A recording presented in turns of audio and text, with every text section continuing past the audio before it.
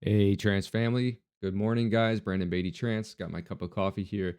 And today we're going to talk about making our own acid sounds using a 303 VST model synthesizer.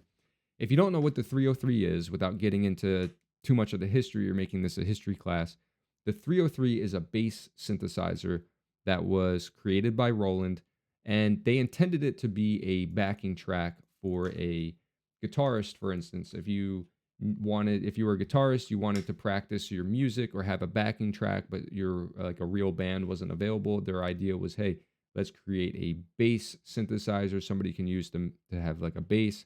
They also had like drum machines that you could use with this as well. So like take the 707, very sort of cheesy sounding like 80s drum machine.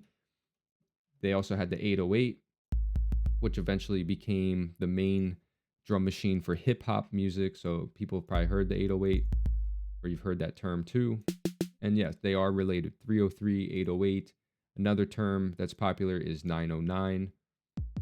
So this was a drum machine that was really popular for techno music, especially the snare drum. Like a lot of sample packs probably still use 909 snare drums, and especially for the snare rolls and buildups in trance.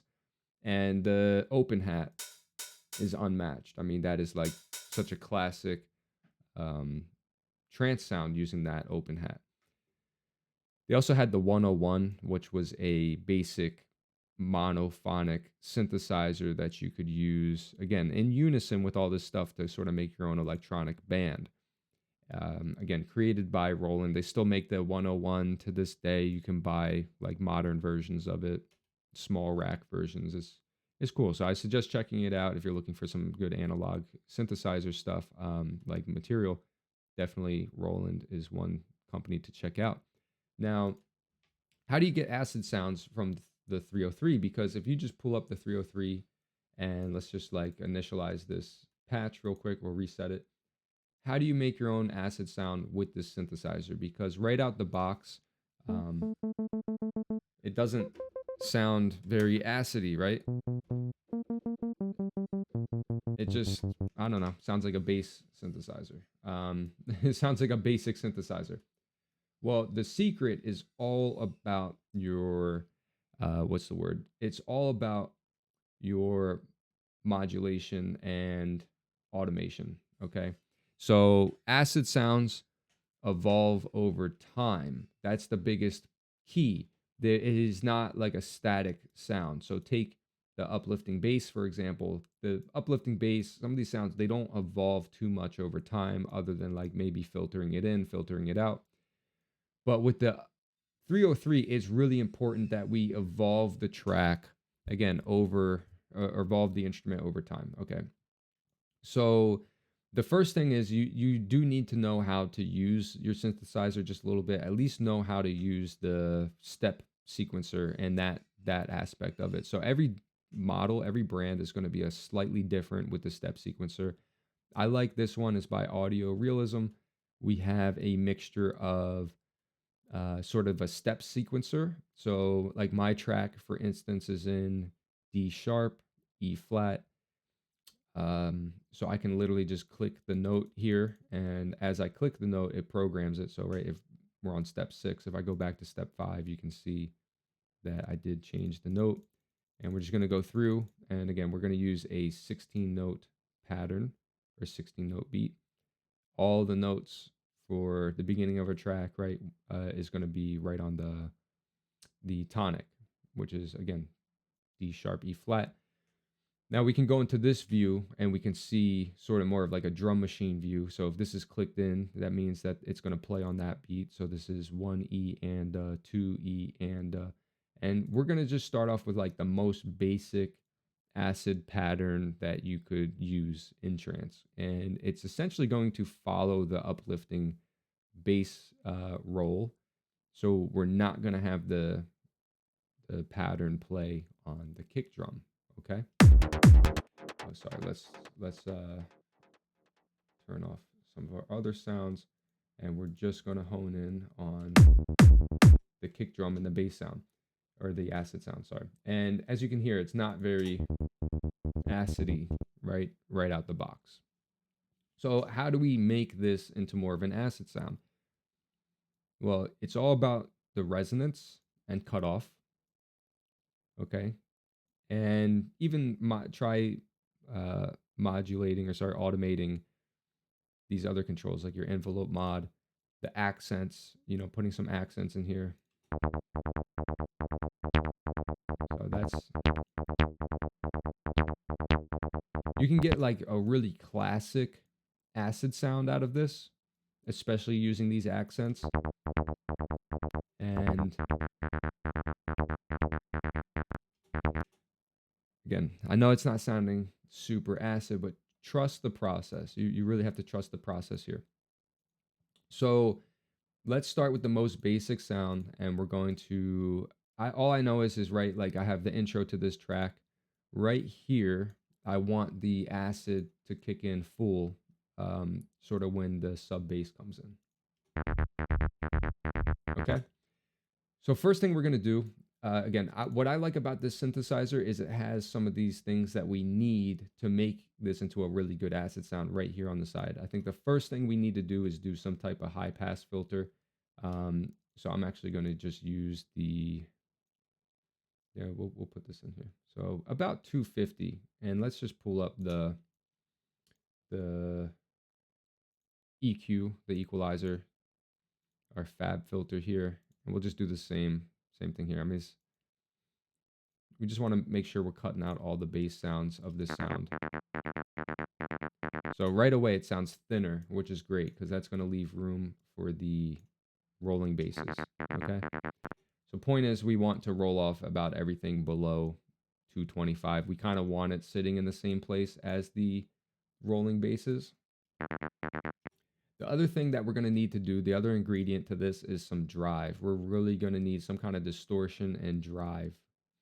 So the acid sound is an overdriven sound. It's essentially take this bass synthesizer and think about pushing it through a guitar amp. Okay, we want to get some type of drive and distortion out of this sound to really make it do that driving acid thing. See, with that distortion, now it's starting to sound a little bit gritty, a little bit mean. But here it sounds thin, kind of like rubber bandish or something. So we definitely want some distortion in there. Definitely want some drive in there. Again, without the drive.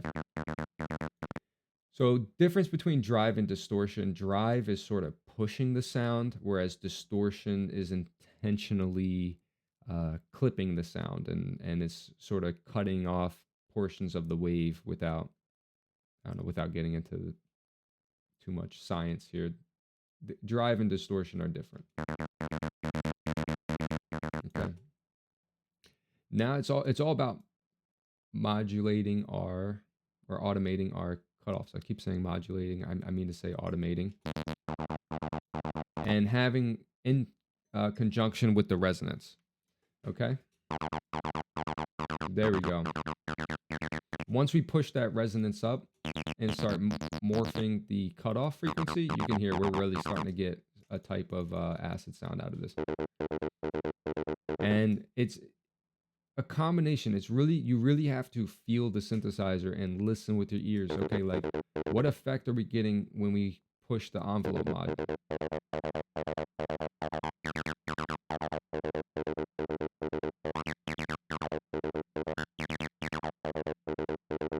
So it's a combination of you really have to automate like multiple parts of the sound at once to get like a really nice acid sound. So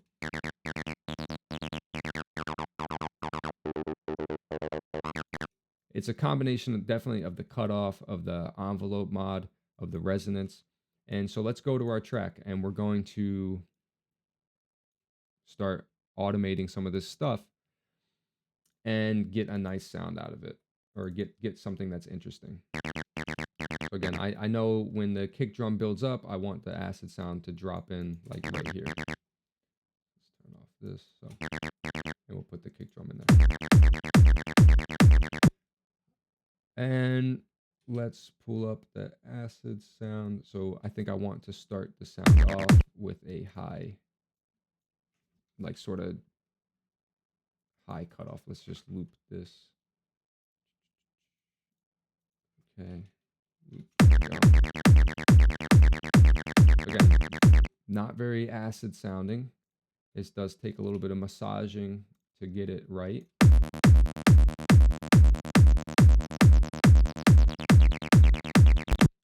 And I think I actually like it a little bit lower. So we're going to start about in the middle. Again, this is where you got to be creative. You got to tailor it to your track. And that's the nice thing about making your own or sourcing your own acid sound, is you can really tailor this to your track. So I just have an idea. Like, I kind of know what I want it to sound like. I want it to sound sort of hard hitting, and then start going through the frequencies. Let's change this different, maybe to like a half note. And you know, actually what's really nice about Ableton is we can just literally put a pattern in here. So I think a decent pattern, we'll just put the sine wave pattern in here. And I think I'll put this upside down. Apologize for the phone going off. It's my girlfriend.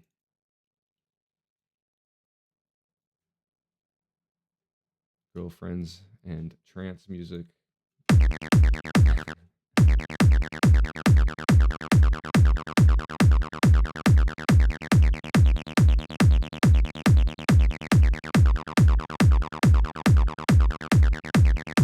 Okay.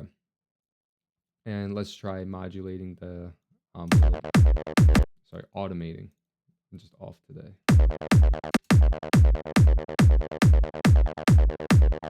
So I think I wanted to hit hard, come in on the first note, hit hard, and then start kind of coming down.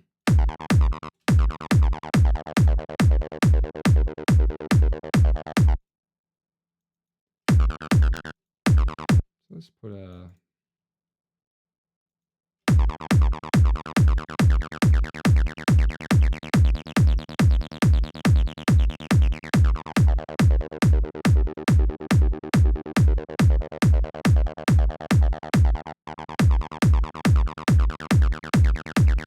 Okay, so I'm not totally happy with it, but we're going to keep carrying on, because I know once you start adding the basses and stuff into this, so we'll put the lifted basses in there.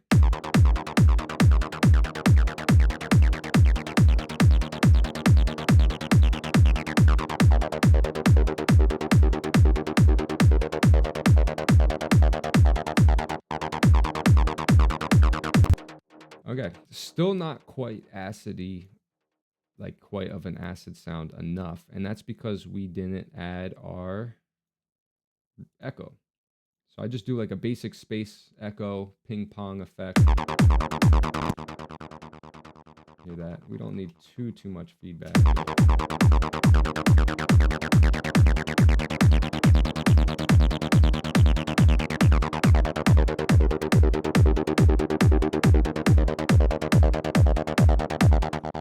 And a little reverb can actually go a long way with the acid sound to sort of put some space around it.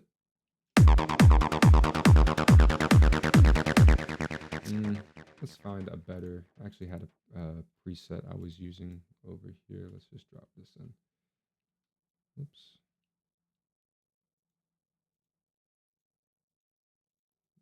Drop this one here. Okay. Forget which preset I was using on this reverb. So this is Comet. This is a great reverb. I love this one, especially for like acid sounds.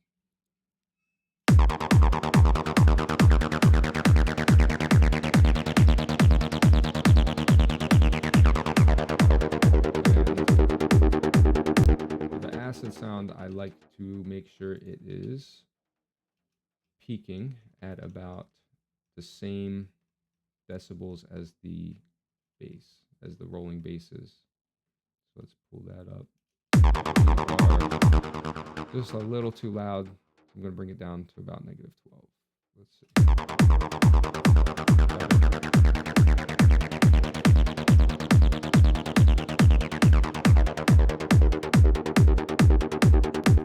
And we'll put a clap sound in there.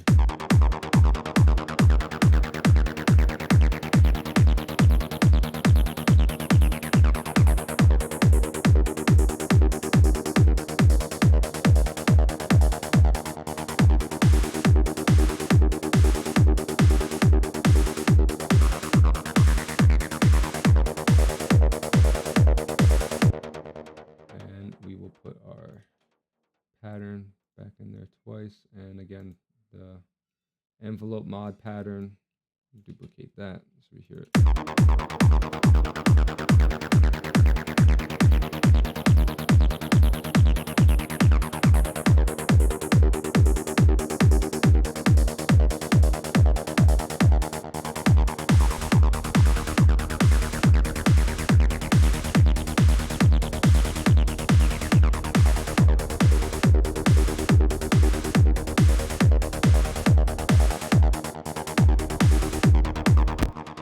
Okay, so it's starting to sound more like an acid backing track. I mean, at this point, it's really about massaging it to your track. Like, you really have to play with the cutoff, the envelope mod, the resonance to tailor this to your track.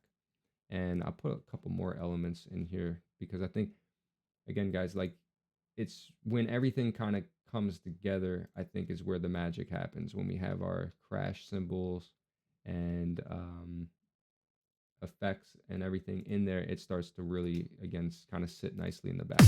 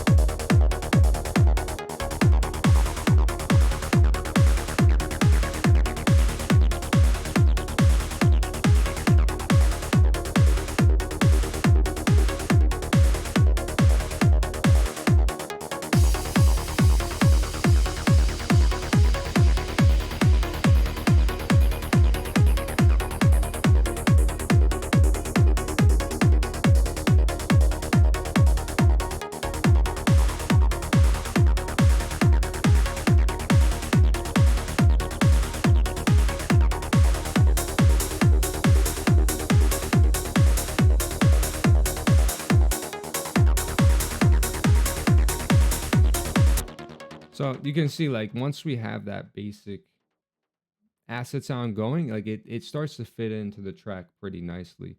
So again, trust the process, follow that process that I did. I just did some EQ, echo, reverb, and again, automating, guys. It's all about, like, acid sounds is all about automating. So for me to really get this to fit my track, I'm gonna have to spend more time automating this. And I didn't want to make this like a 20-minute video, but I just don't think there's any way around this. I actually tried to make this video a couple different times, and I was like, I cannot get it below 15 minutes. And yeah, if you guys have any questions, if you're struggling with your acid sounds, feel free to reach out. If I didn't explain anything well enough, just let me know. And I'll put out more videos talking about making acid sounds on other synthesizers. But for now, I think that's it. I'll leave you guys with a little bit of a bare bones version of this track so you can hear how kind of everything plays in.